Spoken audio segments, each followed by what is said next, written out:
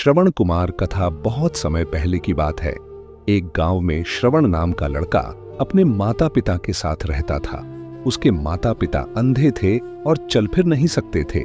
श्रवण बहुत ही आज्ञाकारी और सेवा भाव रखने वाला पुत्र था। वह अपने माता पिता की हर इच्छा पूरी करता था। जब उसके माता पिता वृद्ध हो गए तो उन्होंने श्रवण से इच्छा प्रकट की, बेटा, हम तीर्थ यात्रा करना चाहते हैं, लेकिन आंखें और शरीर हमारा साथ नहीं दे रहे। यदि तू हमें तीर्थ करा दे तो हमारा जीवन सफल हो जाएगा। श्रवण ने यह सुनकर प्रणाम किया और कहा, माता पिता, यह मेरा सौभाग्य होगा। मैं आपको अपने कंधों पर बैठाकर तीर्थ यात्रा कराऊंगा। तीर्थ यात्रा की यात्रा। श्रवण ने एक कांवरनुमा लकड़ी का डंडा बनाया, जिसके दोनों ओर टोकरी बांध दी। उन टोकरी में अपने माता पिता को बैठाकर वह तीर्थ यात्रा के लिए निकल पड़ा। दिन रात वह अपने माता पिता को ढोते हुए चलने लगा। रास्ते में जंगल, पहाड़, नदियां सब आए, पर श्रवण ने कभी थकान महसूस नहीं होने दी। उसके हृदय में केवल माता पिता की सेवा का भाव था। एक दिन जब श्रवण अपने माता पिता को लेकर जंगल से गुजर रहा था, उसके माता पिता ने प्यास लगने की बात कही।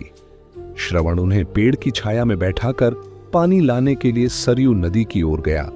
संयोग से उसी समय अयोध्या के राजा दशरथ शिकार खेलने आए थे। उन्होंने झाड़ियों में कुछ हलचल सुनी और यह समझकर कि वहां कोई हिरण है, तीर चला दिया। लेकिन तीर जाकर श्रवण कुमार को लग गया।